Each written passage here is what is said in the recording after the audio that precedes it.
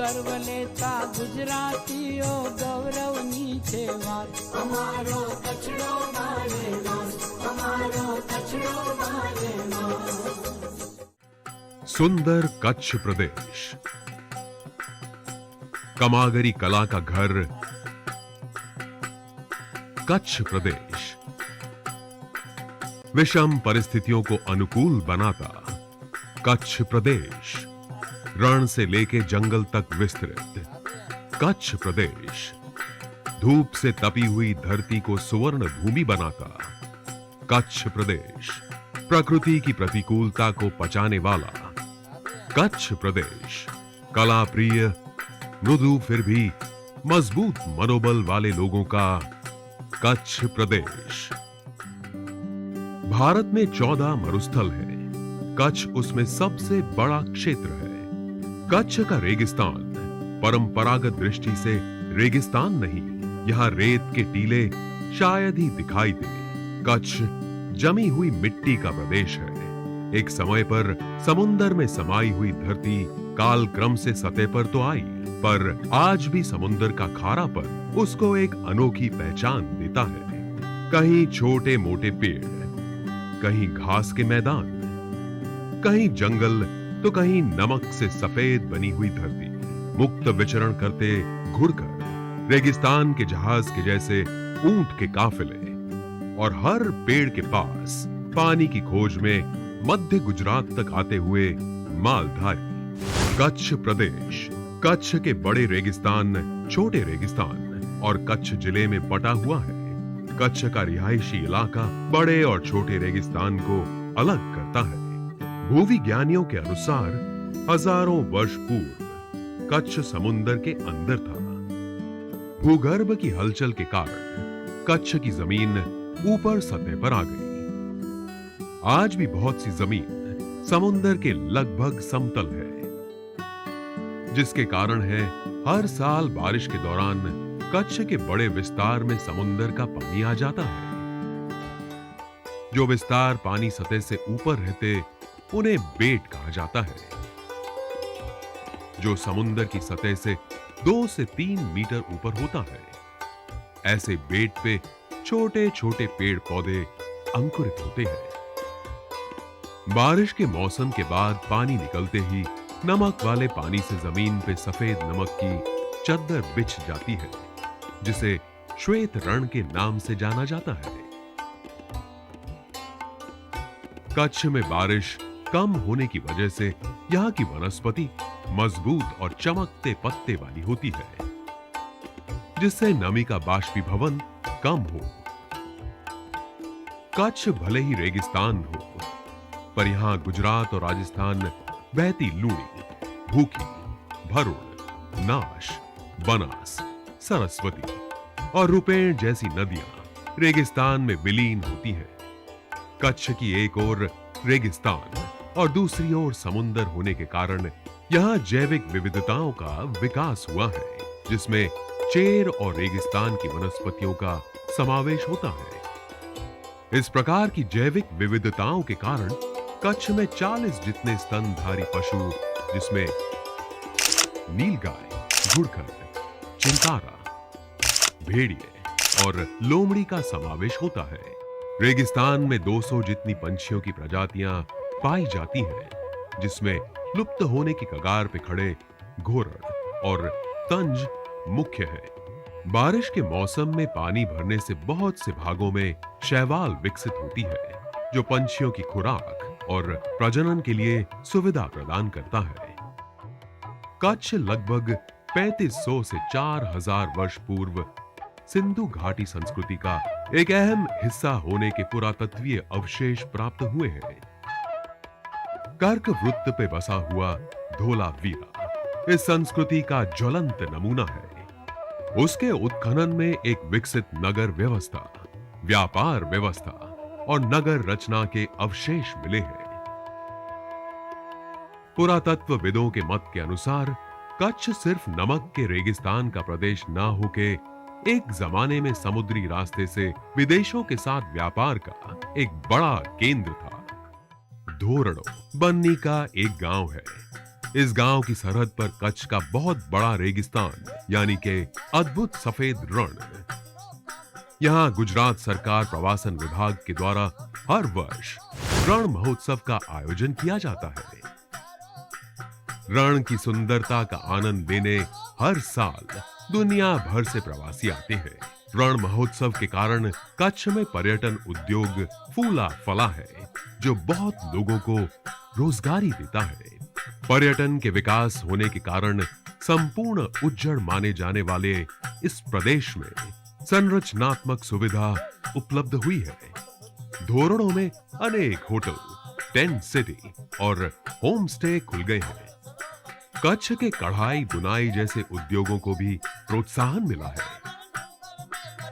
ऐसे धोरणों गांव जैसे कि विश्व के नक्शे पर अंकित हो गया है। सफेद रेगिस्तान में विशाल टेंट सिटी खड़ी की गई है। प्रवासियों के मनोरंजन के लिए adventure zone, culture zone, tourist guide और कला, शिल्पकार के हाथों से बने कलात्मक सामान की बिक्री के लिए यहां स्टॉल्स खड़े किए गए हैं। रणोत्सव में सांस्कृतिक कार्यक्रम जैसे कि बीएसएफ के द्वारा camel show, hot air balloon जैसे साहसिक प्रवृत्तियां, हस्तकला के स्टॉल्स और विविध रोमांचक राइड्स तथा योग ध्यान जैसी प्रवृत्तियों का महोत्सव के दौरान आयोजन किया जाता है। इसका मुख्य उद्देश्य लोगों को कच्छ की संस्कृति के बारे में जानकारी देना होता है। पूर्णिमा की चांदनी में इस रण की शोभा खूब खिलती है। श्वेत चांदनी में जैसे चंद्र धरती पर उतर आया हो, ऐसा सौंदर्य रचित होता है। चांदनी में स्नान करते रेगिस्तान के सुंदर वातावरण ने देश विदेश के प्रवासियों को आकर्षित किया है। कुदरत की विषमताओं के सामने संघर्ष करता प्रदेश है। हम जानते हैं कि मुश्किल से कोई ऐसा प्रदेश मिलेगा जहां रेगिस्तान है, समुंदर है, पहाड़ भी है और समतल मैदान भी है। एक और बन्नी के घास के मैदान है। यहाँ की अनोखी जीव सृष्टि है। यहाँ रेगिस्तान में जाओगे तो बारिश के बाद सर्दियों में सुरखाब देखने को मिलेंगे। राजस्थान के बाद सिर्फ कच्छ में ही आपको ग्रेट बस्टर्ड देखने को मिलेंगे। ऐसी पक्षी सृष्टि है। यहाँ काला हिरन भी है और बड़े रेगिस्तान में घुड़कर अभयारण्य भी है। इस तरह से कच्छ एक अलग जिले के तौर पे अपनी छाप छोड़ रहा है। कच्छ के उत्तर पश्चिम में आया हुआ विशाल रूप से विस्तारित एशिया का सबसे विशाल घास का मैदान यानी कि बन्नी। बारिश होते ही धरती पर सुंदर हरे घास की परत छा जाती है। कच्छ के वैविध्यपूर्ण लोक संस्कृति और प्राकृतिक सौंदर्य से भरपूर ये अद्भुत प्रदेश। बन्नी के इस घास के मैदानों में गुजरात भर के मालधारी अपने पशुओं को चराने लाते हैं। हरे घास से आच्छादित ये प्रदेश पशुओं के लिए स्वर्ग समान है। बन्नी का घास पशुओं के लिए पोषक तत्वों से भरपूर है। बन्नी विस्तार की खास प्रजाति जैसे कि कारी कुंडी भैंस को भारत सरकार ने विशिष्ट दर्जा दिया है, जिससे यहाँ के पशुपालन व्यवसाय को प्रोत्साहन मिला है। बन्नी की भैंस दिखने में कदावार और मजबूत होती है। यहाँ की भैंस की कीमत 50,000 से लेके 5 लाख तक होती है। यहाँ की भैंस विपुल मात्रा में दूध देती है, जिसके कारण यहाँ के पशुपालकों का जीवन स्तर ऊपर उठने लगा है। कच्छ की जग विख्यात हस्तकला की बात करें तो उसमें कुदरत ने बारिश की कमी से जिस रंग सीमाओं से इंसान को दूर रखा है, उसको प्राप्त करने का कलात्मक प्रयास दिखाई देता है। कच्छ के बन्नी प्रदेश की गांव-गांव की औरतें कढ़ाई करती हैं। घमड़ का अजरकपुर और अंजार की बांधनी यानी कि एक विशिष्ट रंगों और डिजाइन वाली साड़ी के लिए विख्यात है, तो भुजोड़ी बुनाई के लिए मशहूर है। निरोना गांव में होने वाली रंगों की कला बहुत महत्व रखती है। रंगों की कला यानी रेंडी के तेल को 2 दिन की प्रक्रिया से उबाल के तैयार किया हुआ गाढ़ा पेस्ट, जिसमें कुदरती पत्थर और वनस्पति के रंग मिला के उसके तार से सीधे कपड़े पे उतरती कला। ये कच्छ की प्राचीन कला परंपरा है। अब बहुत ही कम लोग बचे हैं जो इस कला की विरासत को बचाए रखते हैं। निरोना गांव में 7 पीढ़ी से विरासत में मिली हुई दुर्लभ रोगन कला या रंग कला देखी जाती है। यहाँ के शिल्पकार चर्म काम, लाख काम, बुनाई के लिए जाने जाते हैं। ये रोगन कला को जानने के लिए विश्व भर से लोग कच्छ के निरोना गांव में आते हैं। अब्दुल गफ्फूर खत्री और उनका परिवार इस कला के साथ जुड़ा हुआ है। अब्दुल भाई को राष्ट्रपति अवार्ड, राज्य सरकार के पुरस्कार और उनके प्रमाण पत्र मिल चुके हैं। अब्दुल भाई कपड़े पे विविध प्रकार की डिजाइन, प्राणियों, गांव के कुदरती दृश्य, मोर, गाय, पेड़ और अन्य प्राकृतिक चित्र हूबहू उंगली से बनाते हैं। ये कला अजरक बाटिक प्रिंट से अलग पड़ती है। रोगान कला से sari, dupatta, dress materials, wall piece, table cloth जैसे अनेक वस्तुएं बनाई जाती हैं। लोहे के खास सरिये जिसका कलम के रूप में उपयोग होता है, उस पे ये द्रावण को हथेली पे लेके उसको कलम से सीधे कपड़े पर डिजाइन किया जाता है। यहाँ 25,000 से लेके 50 लाख रुपए की कलाकृति तैयार की जाती है, जो बहुत समय लेती है। ऐसे राष्ट्रपति पुरस्कार विजेता अब्दुल भाई खत्री कहते हैं, हमारे परिवार में एक दुर्लभ कला है जो रोगन कला या रंगों की कला के नाम से प्रचलित हुई है, और इसी गांव में हमारा 400 साल से विरासत पूर्ण निवास है और मेरा बेटा 8वीं पीढ़ी का माहिर कलाकार है। रोगन का अर्थ पर्शियन भाषा में तेल के साथ संकलित है और शायद पर्शियन और भारत सब एक था, तब किसी ने इसे शुरू किया है। कोई भी नाप या स्केच के बिना सीधा ये की जाती है। ये इस कला की विशेषता है और ये अभी दुर्लभ मानी जाती है। उसका कारण ये है कि कोई भी जगह पर्शिया, पाकिस्तान या भारत में कहीं और ये कला जीवंत नहीं है। ऐसा भी कह सकते हैं कि पूरे विश्व में निरोना गांव में ये कला होती है। बहुत खुशी है कि कच्छ के इतिहास में किसी और कला में अभी तक पद्मश्री प्राप्त नहीं हुआ, और ये मौका, ये सिलेक्शन मात्र हमारे परिवार को और मुझे 2019 में पद्मश्री का खिताब मिला हुआ है, तो हम आभारी हैं। निरोना गांव बुनाई के काम के लिए मशहूर है, तो यहाँ का काष्ठ काम और लाख काम भी अतुलनीय है।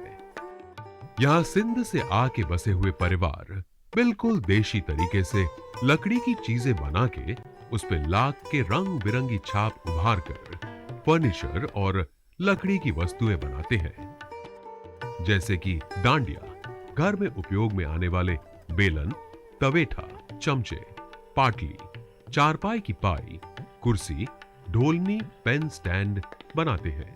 निरोना गांव के काश्तकार भाविक वाड़ा देशी लकड़ी से संखेड़ा का फर्नीचर अद्भुत बनाते हैं।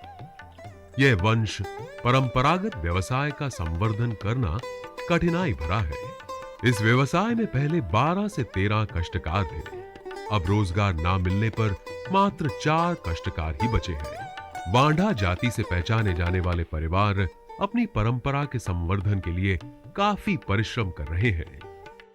मेरे पिताजी हैं पाकिस्तान सिंध से। 1971 में इस साइड पे आ गए थे, यानी कि 24 घर है। 24 घर में से लकड़ी का काम करने वाले 5 से 6 कारीगर या काश्तकार हैं जो लकड़ी का काम करते हैं। बाकी खेत में मजदूरी करते हैं। अपनी नहीं पर दूसरे की मजदूरी। हम लकड़ी पर लाख का काम करते हैं। लाख का काम डेमो दिखाएं तो आपको पता चलेगा कि डिजाइन कैसे बनाते हैं। ये पेंटिंग नहीं होती, पर आप रूबरू उसे देखें तो पता चलेगा कि ये पेंटिंग है या नहीं। ये पेंटिंग नहीं, पर लकड़ी पर लाख का काम करते हैं, डिजाइन करके बता सकते हैं कि किस तरह से होता है। अगले को लगता है कि कलर निकल जाएगा, पर कलर नहीं निकलता। चर्म कला बन्नी के पश्चिम और पावर पट्टी निरोना गांव में विशेष देखी जाती है। ये लेदर वर्क बाहर से आने वाले प्रवासियों के लिए आकर्षण का केंद्र बना हुआ है। कच्छ की कर्मचला के साथ जुड़े कारीगर या शिल्पकार चमड़े पर भी कढ़ाई और खुदाई के काम की अनोखी सूझबूझ से विविध प्रकार के नमूने तैयार करते हैं।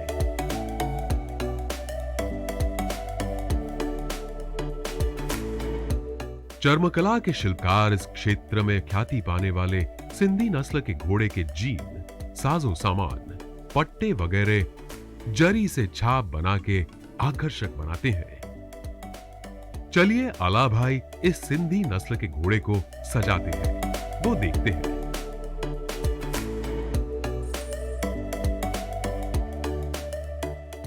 मेरे बाप दादा ये व्यवसाय करते आए हैं और मैं भी चर्म काम से संकलित हूं।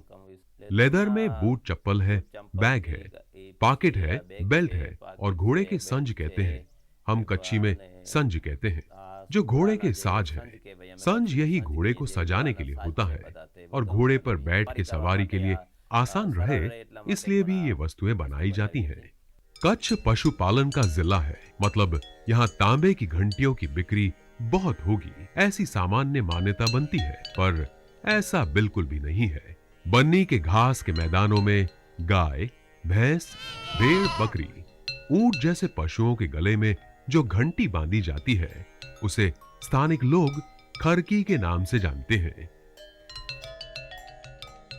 शांत वातावरण में इस मधुर संगीत की आवाज कर्णप्रिय लगती है।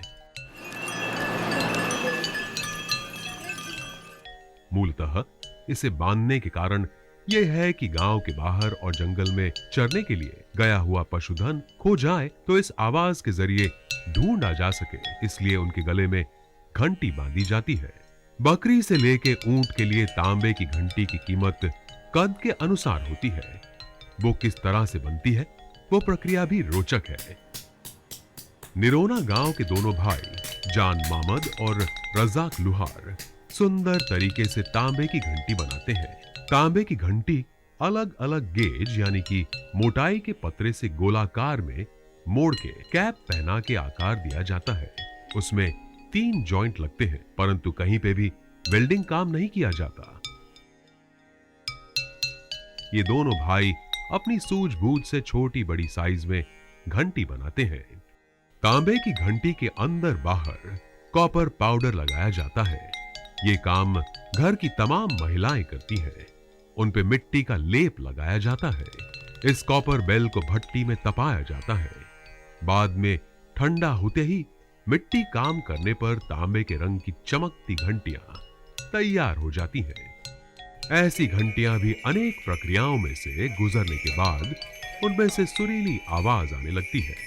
लकड़ी के लंगर से पैदा होने वाली आवाज एको साउंड इफेक्ट देती है। निरोना गांव के रजाक भाई लुहार का परिवार पीढ़ियों से इस व्यवसाय में कार्यरत है। ये घंटी अब डोर बेल, विंड चाइम, झूमर से लेके सप्त सुर तक पहुंची है, जिसमें से सारे गामा, पाधा, नीसा जैसे सुर उत्पन्न होते हैं। ये हमारा कॉपर बेल का काम वर्षों से पारंपरिक चला आ रहा है। पहले ये बेल्स थे, लोग उन्हें गाय बैल के गले में बांधते थे। इसके बाद जब हमने इसका कॉपर बेल का विकास किया, जब ये कॉलेज स्टूडेंट द्वारा NIFT, फिर हमारा जो हैंडीक्राफ्ट है, फिर गरवी गुजरी है, इंडेक्स है, उन लोगों को ऐसा लगा कि इस बेल्स को कैसे विकसित किया जाए, तो उन्होंने नई नई डिजाइन्स यहाँ भेजी। फिर हमने नई नई डिजाइन्स बनाई। नई नई डिजाइन्स हम बनाना सीखे और वो नई डिजाइन्स अभी साहब आउट ऑफ इंडिया मैं 4 बार विदेश जाके आया, 2 बार USA, 2 बार UK। मुझे अवार्ड साहब, एक बार स्टेट अवार्ड मिला है 2010 में, दूसरा अवार्ड मिला USA में, सेंटाफी में, वहां भी मुझे सर्टिफिकेट मिला है खास कला कारीगरी के लिए। कच्छ वैविध्य साभार संस्कृति का जन्मदाता है, जिसकी परंपरा और रीति रिवाजों ने लोगों में बहुत आकर्षण पैदा किया है। ऐसी ही एक परंपरा है मडवर्क। बन्नी के पश्चिम में आया हुआ गांधी के गांव में अभी भी कुछ भुंगा है। भुंगा मतलब रण प्रदेश के पारंपरिक आवास। इस भुंगा और झोपड़ियों को सजाने के लिए क्या किया जाता है, ये एक संशोधन का विषय है।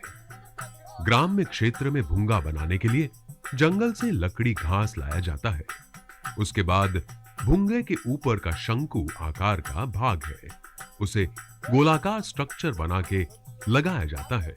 ऊपर के भाग में सूखा घास रख के उसे रस्सी की मदद से बांध दिया जाता है। भुंगे के अंदरूनी हिस्से में लकड़ियों से बंधी दीवार पे चिकनी मिट्टी और घोड़े के भार को मिला के चित्र बनाए जाते हैं। उन पे आईने के टुकड़ों और चमकीली बिंदियों से आकर्षक काम किया जाता है। भुंगे की दीवारों में भगवान का घर, अवकाश, बर्तन रखने की दराज बनाई जाती है। भुंगे की अंदर की दीवारों पे तोरण बनाए जाते हैं। इस कला में बहुत समय जाता है। भुंगे की जमीन को गोबर और मिट्टी द्वारा, सुंदर भुंगे की जमीन को मिट्टी और गोबर से लीप के उसका फ्लोरिंग तैयार किया जाता है। भुंगे के अंदर बाहर सुंदर चित्र बनाए जाते हैं। भुंगे के अंदर ठंडी, गर्मी या बारिश बाधा नहीं बनते। मिट्टी और लकड़ी से बने होने के कारण भूकंप के समय जान माल का नुकसान भी नहीं होता। अब समय के चलते भुंगे बनाने के लिए ईंट और ब्लॉक का उपयोग बढ़ा है। एक मान्यता ऐसी भी है कि भुंगा शंकु आकार होने से उसमें रहने वाले को सकारात्मक ऊर्जा प्रदान करता है। आप देख रहे हैं ये सामने भुंगे हैं हमारे, मिट्टी के हैं। ऊपर छप्पर है, वो घास है। नीचे जो दीवार है उस पे सब गोबर का लेप है। अंदर मड वर्क का काम है। अंदर जो आपने देखा होगा जो सब दराज है, गोदाम या कोठार है, वो सब मिट्टी के हैं। और ऐसे हमारे 4-5 भुंगे हैं। उसमें सब गांव है। ये जुरा गांव में रहने वाले रमेश भाई मारवाड़ा का परिवार प्लाई शीट पर चिकनी मिट्टी, गोंद की मदद से विविध प्रकार के चित्र बनाते हैं। रमेश भाई गोलाकार वर्ग पर डिजाइन बना के उसमें चमकती बिंदिया और आईने के टुकड़ों को उपयोग करके वॉल पीस बनाते हैं।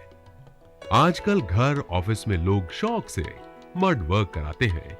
इसके कारीगर बन्नी और पावर पट्टी क्षेत्र में देखे जा सकते हैं। ऐसे मड वर्क में दीवार पर सूर्य, चंद्र और विविध प्रकार की डिजाइन बनाते हैं। देखने जाएं तो हमारे दादा परदादा सब यही काम करते थे। उनसे हम सीखे।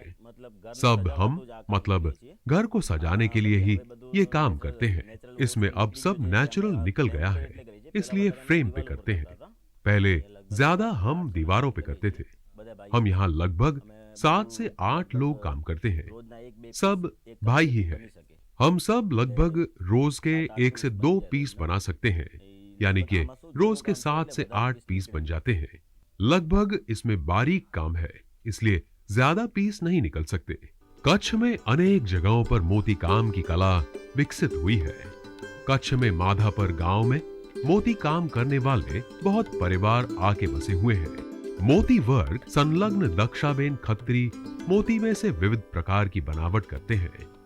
उसमें घर में दरवाजे पर लगाने वाले मोती के चाकड़ा, तोरण, इंडोरी, माला, शादी की मोती काम की हुई सुपारी, लोटा, नारियल वगैरह वह एकदम बारीकी से काम करते हैं। छोटी सुई में प्लास्टिक की तार पिरो के उसमें रंग बिरंगी मोती पिरो के अलग अलग भात बनाई जाती है।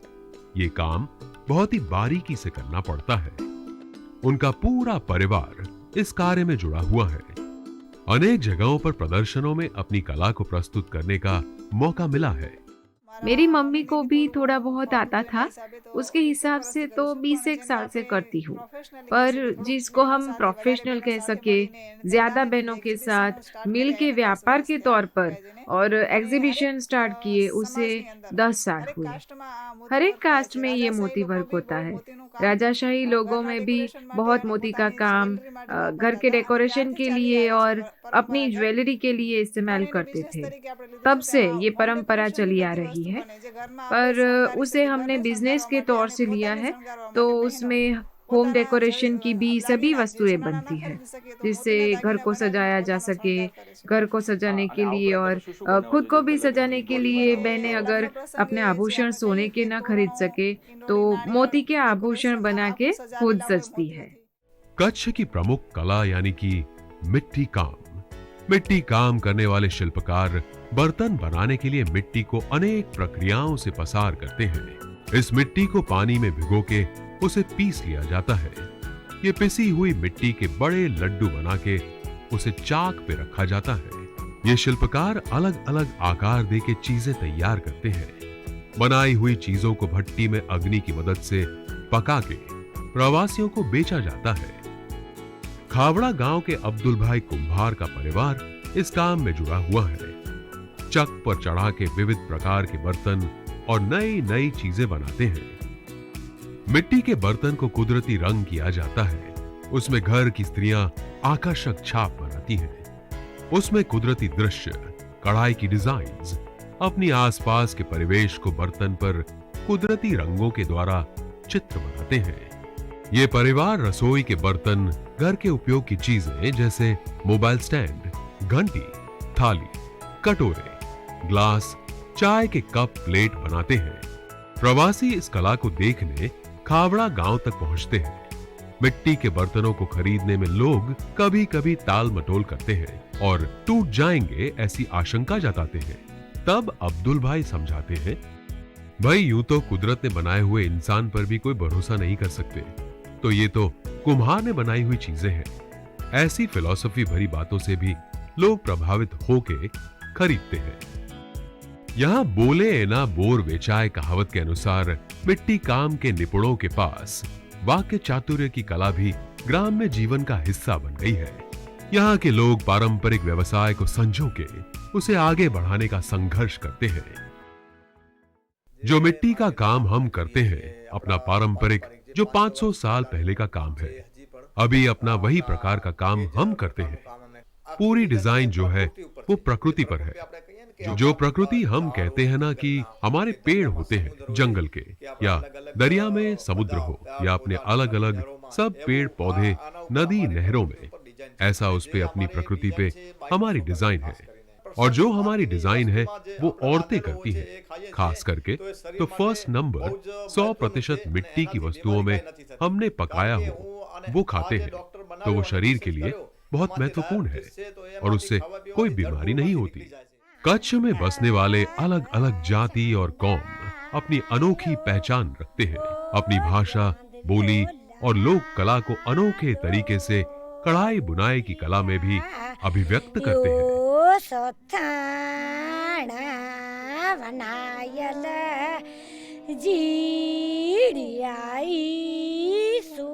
ये कढ़ाई की डिजाइन और टांके लेने की पद्धति में उनकी प्रमुख पहचान है।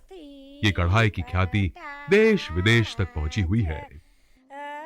ये कढ़ाई के काम को सबसे पुराना माना जाता है। ये कम्युनिटी में कढ़ाई बहुत ही बारीक होती है, जो अन्य कढ़ाई काम से अलग पड़ती है। ये समाज की बहनों को पहनने के वस्त्र, कंजरी, पेटीकोट, ओढ़नी और घर के सजावट के तोरण आदि वे छोटी होती है तब से विरासत में माता से मिलते हैं। यहाँ कच्छ प्रदेश में अनेक जाति के लोग कढ़ाई बुनाई करते हैं, जैसे कि आहिर लोग का आहिर भरत, रबारी लोगों का रबारी जत, फिर मुतुआ जैसे अनेक लोग कढ़ाई बुनाई करते हैं। परंतु मेघवाल लोग जो कढ़ाई बुनाई करते हैं वो बहुत बारीकी से किया जाता है और उनके जैसी कढ़ाई कोई नहीं कर सकता। आधुनिक समय में बहुत से लोगों ने मशीनों से करने का प्रयास भी किया है, परंतु जो कढ़ाई बुनाई हाथ से किया जाता है उसकी तुलना कभी कोई किसी से नहीं कर पाया। और बेटियां जब छोटी होती है, जब स्कूल में अभ्यास के लिए जाती है, तभी उनको ये कढ़ाई बुनाई की कला भी सिखाई जाती है। कच्ची असांजी बोली, कच्ची असांजी माँ, असाम कच्चियत, भरत गूंथण असांजी ओळखाण। ये बहनें खासकर दोपहर के समय में कढ़ाई काम करती हैं और उनके रीत रिवाज भी अलग होते हैं। घर में शादी होने वाली हो तब सभी महिलाएं सुंदर शादी के गीत गाती हैं।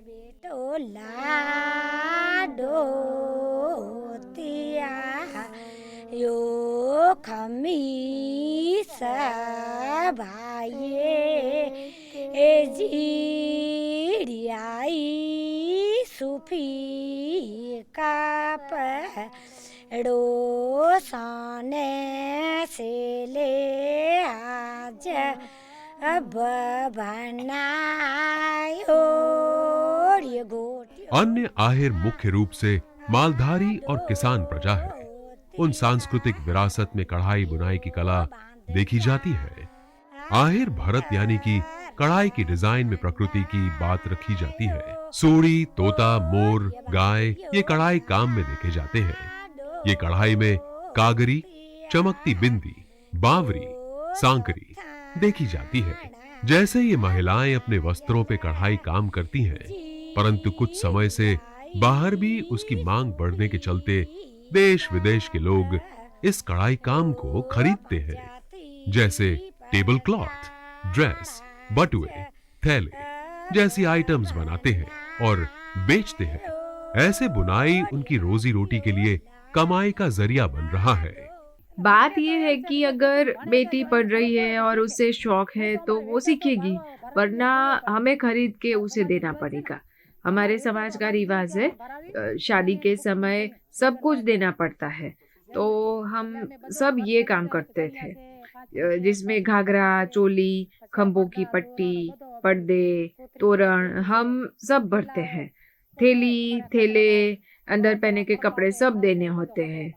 माता की तरफ से कढ़ाई बुनाई की विरासत बेटी को मिलती है। अपनी बेटी की शादी में बेटी को कढ़ाई काम वाले कपड़ों से लेकर उनके ओढ़ने के लिए, बिछाने के लिए तमाम वस्तुएं भेंट में दी जाती हैं।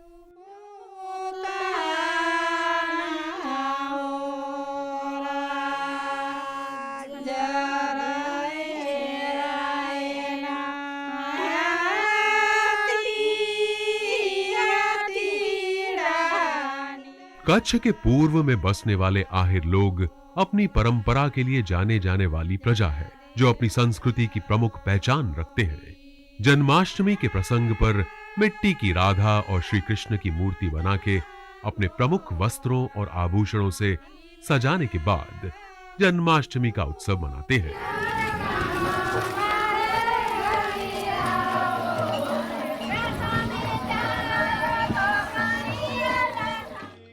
नवरात्रि में भी ढोल के ताल पे देसी गरबे, हींच एक ताली, सात ताली, बेड़ा रास, डांडिया खेल के बहुत आकर्षक वातावरण बनाते हैं। वागड़ विस्तार के चौबारी माधापुर गांव में ऐसे सुंदर दृश्य देखने को मिलते हैं।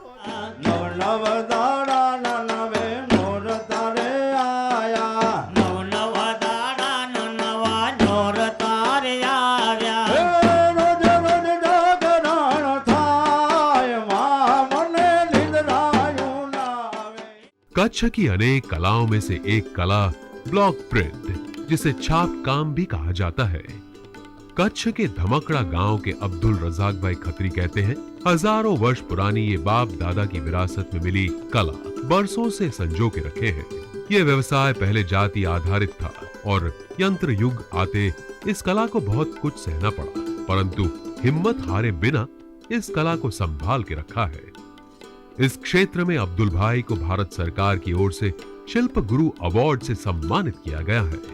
अजरकपुर गांव ब्लॉक प्रिंटिंग के लिए जाना जाता गांव है। कपासी कपड़े पर बारीक काम किया जाता है। ब्लॉक के द्वारा अलग अलग छाप तैयार की जाती है। यह अजरक की प्रक्रिया बहुत लंबी होती है। पहले कपड़े को सादे पानी में और गर्म पानी में धोया जाता है। उसके बाद कपड़े को नेचुरल कलर में डाला जाता है। इस कपड़े को गर्म और ठंडे पानी में अलग अलग धोया जाता है। ये पूरी प्रक्रिया में अलग अलग कुंड में डाल के लकड़ी के बल्ले से मारकर सुखाया जाता है। इस कला के लिए कुदरती रंगों का उपयोग होता है। उसको मार्केट भी मिल रहा है, खास करके हरड़े, इंडिगो, फिटकरी, लोहे का जंग जैसे कुदरती रंग अलग अलग प्रक्रिया में से पसार करके कपड़े पर विविध प्रकार की छाप ब्लॉक के द्वारा बनाई जाती है। ये छाप बना के उसके बाद कपड़े पर लकड़ी का भूसा डाल के उसे सुखाया जाता है। इस ब्लॉक प्रिंट के द्वारा चद्दर, seat cover, cushion cover, Ajrak sari, dress materials के उपरांत अनेक और वस्तुएं बनाई जाती हैं। आसमानी रंग से बनाई जाने वाली विविध प्रोसेस से पसार होने के बाद अजरक बनता है। ऐसे अजरक की ख्याति विश्व स्तर पे पहुंच गई है। इस गांव में इस व्यवसाय से संकलित शिल्पकार रहते हैं, इसीलिए इस गांव का नाम अजरकपुर हुआ। चलिए सुनते हैं अब्दुल भाई खत्री को। हम ये craft Ajrak hand block print का काम लगभग 9 पीढ़ियों से करते आ रहे हैं और इससे पहले हमारे पूर्वज सिंध में यही काम करते थे। ये क्राफ्ट बहुत पुराना, यानी कि लगभग जो कुछ संशोधित बताते हैं 4000 साल पुराना और कुछ 7000 साल पुराना बताते हैं। अब अजरक है वो एक साइड बन सकता है और दोनों साइड भी बन सकता है। जैसे ये अजरक है, दोनों साइड पे प्रिंटिंग है, यहाँ है और इस साइड पे भी है। उसके ब्लॉक ऐसे बनाए जाते हैं कि एक ही ब्लॉक से दूसरी साइड प्रिंट हो, पर जरा भी बराबर आमने सामने फिटिंग हो, उसमें जरा भी आड़ा टेढ़ा ना हो। मुझे 1998 में नेशनल अवार्ड मिला था और 2015 में शिल्प गुरु अवार्ड मिल चुका है केंद्र सरकार की ओर से। इस बुनाई काम की विस्तार पूर्वक बात की जाए तो अलग अलग पड़ाव में इस कार्य को विभाजित किया जाता है, जैसे कि सर्वप्रथम भेद बकरी के ऊन या कपास की जरूरत पड़ती तो मालधारी भाई उन्हें देने जाते, जिसकी कताई करके बुनकर तार बनते। दूसरे पड़ाव में इस कपड़े को लाख और दूसरे कुदरती रंगों के देसी बबूल केसुड़ के रंग से रंगा जाता है। उसके बाद तार बनाना और पुराने और नए तार को हथकरघे की मदद से जोड़ा जाता है और लूम पे कपड़ा तैयार किया जाता है। चौथा पड़ाव शुरू हो उससे पहले कपड़े को स्टार्च किया जाता है। इस तैयार किए हुए कपड़े पे रंगीन छाप बनाने के लिए ताने बाने के अलावा रंगीन कपास का उपयोग करके विविध छपाई बनाई जाती है। इससे कपड़ा और आकर्षित बनता है। इस क्रिया को परसंग कहते हैं। ये कपड़ा तैयार होने के बाद गुच्छे लगा के कंबल, शॉल या ऊनी वस्त्र तैयार होते हैं। तैयार हुआ कपड़ा बिक्री के लिए मार्केट में डिस्प्ले के लिए रखा जाता है। प्रवासी शॉल, कंबल, साड़ी अपनी जरूरत के हिसाब से खरीदते हैं। भुज में लगभग करीब 2000 से ज्यादा परिवार इस व्यवसाय से संकलित है।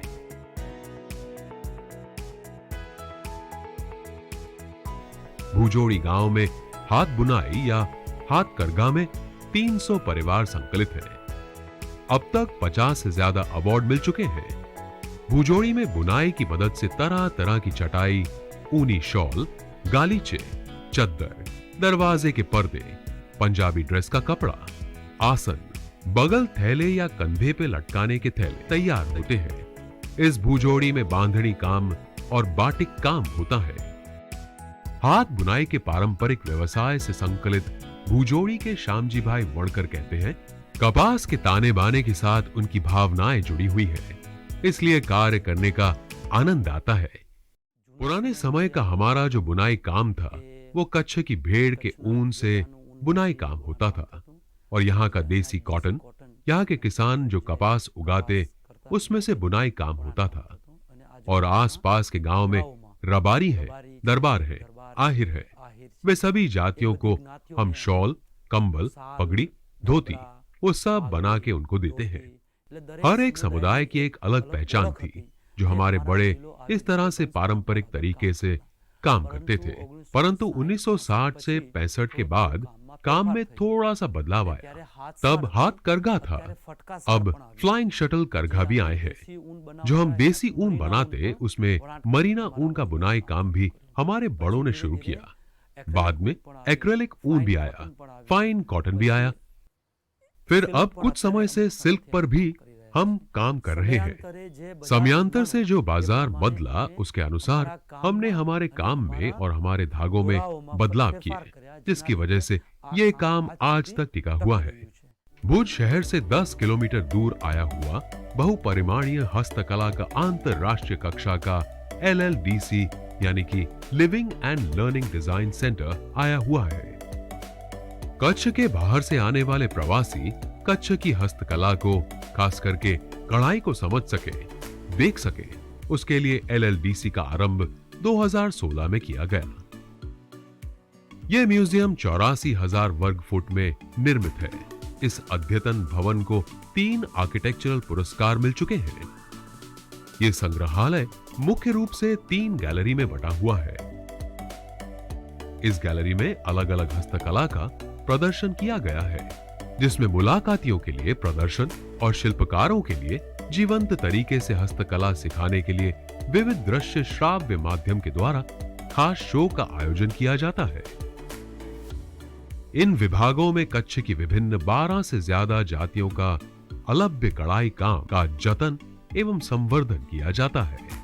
इस तमाम कढ़ाई काम में संशोधन करके उसका मूल्यांकन करके नमूनों को प्रदर्शित किया गया है। ये संस्था पिछले 5 दशक से काम कर रही है, जिसकी वजह से जिले के 120 गांव के 4000 से भी ज्यादा शिल्पकारों को स्वनिर्भर बनाया जा सके और नई पीढ़ी में इस कला के प्रति रुचि जगाई जा सके। क्राफ्ट रिवाइवल, क्राफ्ट सर्वाइवल और बहनों को घर बैठे इनकम का मौका मिले, उसकी ये संस्था है। हमने 52 साल में अलग अलग प्रकार के जो कार्य किए हैं, एक गांव 30 बहनें 2 कम्युनिटी के साथ जो काम हमने शुरू किया था, आज हम 12 कम्युनिटी के साथ काम कर रहे हैं और 12 की 12 कम्युनिटी के बहुत ही इंडिजिनियस अलग एम्ब्रॉयडरी के प्रकार है, क्योंकि उनके अपने पहनावे और अपनी कल्चरल आइडेंटिटी बहुत ही अलग है। इसीलिए हमने उन लोगों को काम देने का तो ऑफ कोर्स काम किया ही है। उन सब के कढ़ाई काम सीखने और समझने पड़ते हैं अगर उनको काम देना हो तो, क्योंकि हमारे जैसे वे लोग भी अब मॉडर्न कपड़े पहनने लगे हैं, तो वो क्राफ्ट विलुप्त ना हो जाए, उनकी हिस्ट्री और उनका ओरल ट्रेडिशन लुप्त ना हो जाए, वो हमने डॉक्यूमेंट किया है।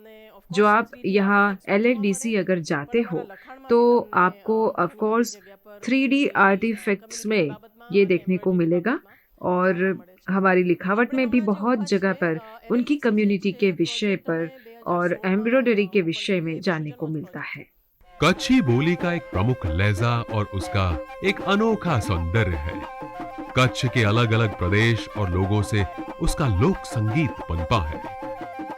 कहीं वो पानी और कुदरती अभाव से उत्पन्न हुआ है, तो कहीं मालधारियों के निजानंद और उनका पशुपालन के व्यवसाय से प्रकट हुआ है। जंगल में अकेले खड़े मालधारी अपने पशुओं को चराते समय मोरचंग, जोड़िया पावा के संगीत के द्वारा समग्र वातावरण को संगीतमय बनाते हैं। कच्छ के बन्नी प्रदेश में मिट्टी काम करने जाते लोग तगारा, नांद, मिट्टी भरने का पात्र और मटका ले जाते और उसी तगारे में मिट्टी निकाल के श्रम कार्य करते। भोजन के समय पर मटका पानी पीने के लिए उपयोग में लाते। दोपहर के समय थकान मिटाने के लिए और आनंद लेने के लिए घड़े पर कपड़ा या चमड़ा भिगो के बांधते और उस पे थाप लगा के भजन और काफिया गाते। इस श्रम से प्रकट हुआ ये संगीत समय जाते देश विदेश की सीमाओं को पार कर विदेशों में सराहा जा रहा है।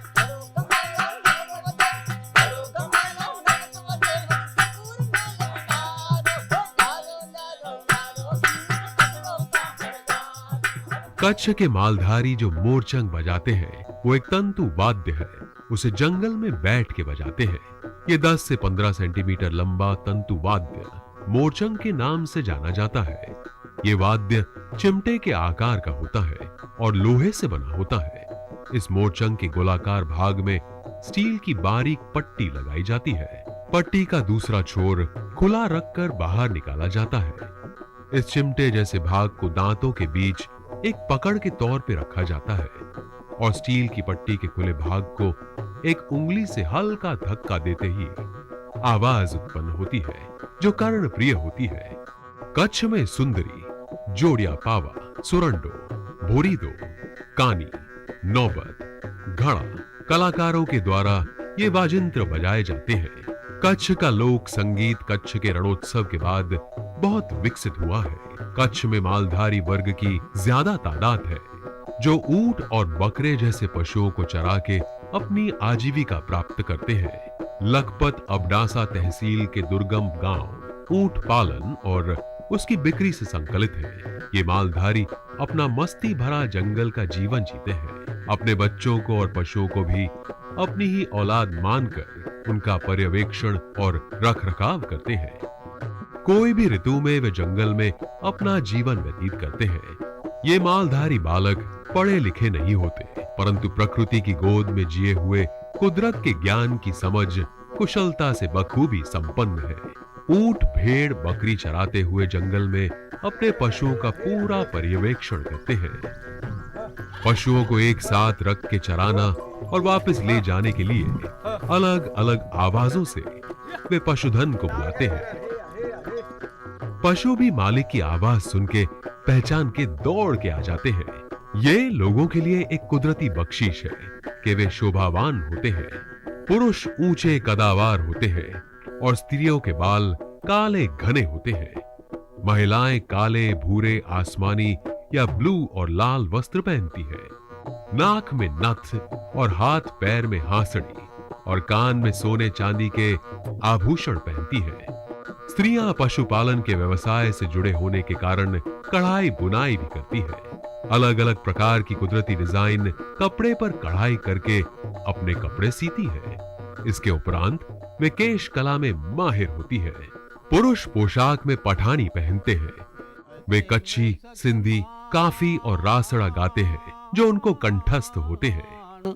ओ सोडा सुखियाणी थिया बलो बलो। मेरे पिता पीढ़ियों से माल या पशुधन का ही व्यवसाय करते हैं। अभी भी हमारा यही व्यवसाय है। हमारी रोजी रोटी इसी से चलती है। हम 24 घंटे जंगल में रहते हैं।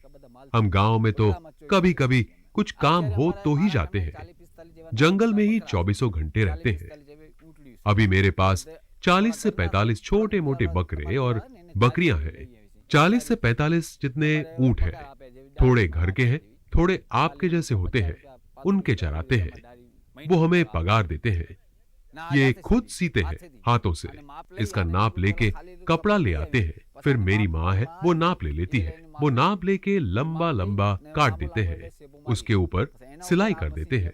ऐसे हम अपना सब बनाते हैं हाथ से ही। हम मशीन हमारे पास कुछ नहीं है। हम हाथ से ही बनाते हैं। मालधारी गोपालक समाज भी मौज और मस्ती से जीने वाली जाति है।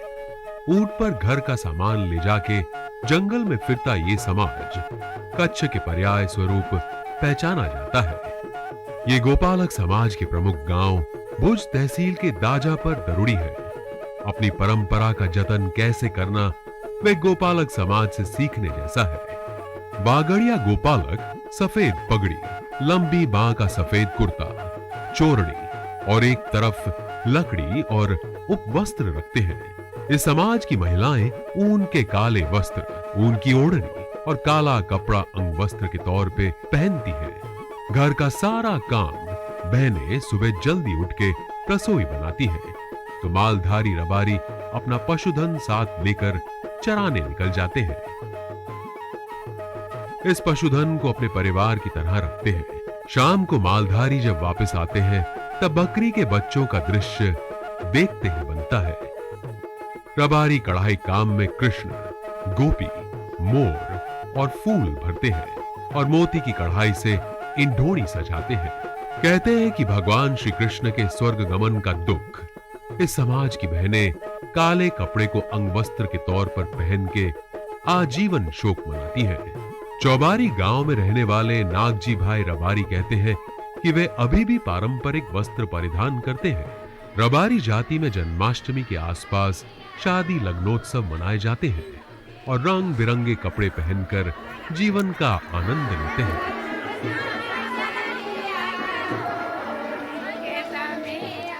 हम यहाँ जंगल में ही रहते हैं। ये पशुधन का पालन करने के लिए सब भाई साथ में हैं। सब साथ में हो और इस जंगल में रहकर हमारे पशुधन भेड़ बकरियों का पालन करते हैं। अष्टमी होती है तब हमारे यहाँ शादी होती है। हम ये लाठी रखते हैं। ऊंट का नाम सुनते ही उसे हम रेगिस्तान का जहाज कहें, उसमें कोई अतिशयोक्ति नहीं होगी। कच्छ में पाए जाने वाले खाराई ऊंट की एक नस्ल जिसको भारत सरकार ने खाराई ऊंट की मान्यता प्रदान की है। इस ऊंट की जाति लुप्त हो रही है। सरकार उनको बचाने के लिए बहुत ही प्रयासरत है। खराई ऊंट की विशेषता ये है कि वे लगभग 8 महीने दरिया में रहकर पानी में तैरकर जहां चेर के पेड़ होते हैं वहां चरने जाते हैं। ये खाराई ऊंट वहां पर 1 हफ्ते रहने के बाद पानी नीचे उतरते ही वापस समुद्र की सफर पर निकल जाते हैं और दूसरे द्वीप पर चरने जाते हैं। उनके मालधारी मालिक भी समुद्र के बीच ज्वार भाटा के आदि होके वहीं रहते हैं। ये खाराई ऊंट के मालधारी जत और रबारी समाज के होते हैं। और उन लोगों में एकता का एक बड़ा उदाहरण देखने को मिलता है। ऊंट जत जाति के पास होता है और समुंदर में जत चरा रहे हो और ऊंट जब गर्भावस्था में हो तो दोनों जातियों के बीच एक शर्त लगती है कि अगर नर बच्चा पैदा हुआ तो रबारी का और मादा बच्चा जन्म हुआ तो जत का। इस प्रकार से खराई ऊंट चराने का कार्य जत जाति के लोगों का और ऊंट का व्यापार करने का कार्य रबारी जाति के लोगों का। ऐसा हिंदू मुसलमान एकता का एक अनोखा उदाहरण देखने को मिलता है। ये खराई ऊंट को जब से भारत सरकार की मान्यता मिली है तब से स्वयंसेवी संस्थाएं, सरकार और मालधारियों के प्रयास से ऊंटनी के दूध की डिमांड बहुत बड़ी है। ऊंटनी के दूध से आइसक्रीम वगैरह बनाया जाता है। ऐसे खराई ऊंट को रेगिस्तान का ही नहीं समुंदर का भी जहाज कहने में कोई अतिशयोक्ति नहीं होगी। आप देखो, जनरली हम ऊंट को रण का जहाज कहते हैं, पर खराई ऊंट है वो कच्छ का है। खास करके लखपत से लेके मांडवी तक के समुद्र तट पे जो मैनग्रोव्स यानी के चेरिया उगते हैं उसके पत्ते खा के जीते हैं।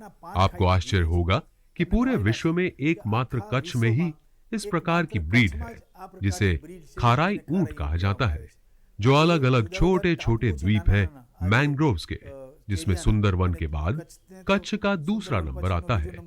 तो वहां वे तैर के जाते हैं। मालधारी उनके साथ जाते हैं, तैर के वहां द्वीप पर जाते हैं, वहां से वापस आते हैं और ऐसे उनकी दिनचर्या चलती है। समुद्र के बीच का क्रीक प्रदेश होता है, वहां पे चेरिया या मैनग्रोव्स होते हैं और वहां जाना यानी कीचड़ होता है। दूसरे जीव जंतु होते हैं, पर उनमें जो स्किल है वो जत कम्युनिटी का है। ऊंट के साथ रह के ऊंटों को भी अपने बच्चों की तरह रखने वाले, ऊंटों को दूध पी के अपना जीवन बसर करते, ये वे ऊंट पालक हैं। ऐसे देखा जाए तो भारत की प्रथम डेयरी की स्थापना यहीं हुई थी और हर डेयरी पर लगभग 4000 लीटर दूध का कलेक्शन होता है और मालधारियों को 1 लीटर दूध के 50 रुपए मिलते हैं। कच्छ कैसे भी आपदाओं को सहकर गौरवपूर्ण तरीके से फिर से समृद्ध होने की ताकत रखता है। कच्छी प्रजा की हिम्मत, उनकी कला कौशल्य, उनकी व्यापारिक सूझबूझ, इन सब का परिचय समग्र विश्व को है। पर महत्वपूर्ण है कि कच्छ की भूमि जो रण, रेगिस्तान, समुंदर, लोक संस्कृति और पर्वतों की श्रृंखला से सभर एक अजब प्रदेश है। कच्छड़ो बारे मास छे।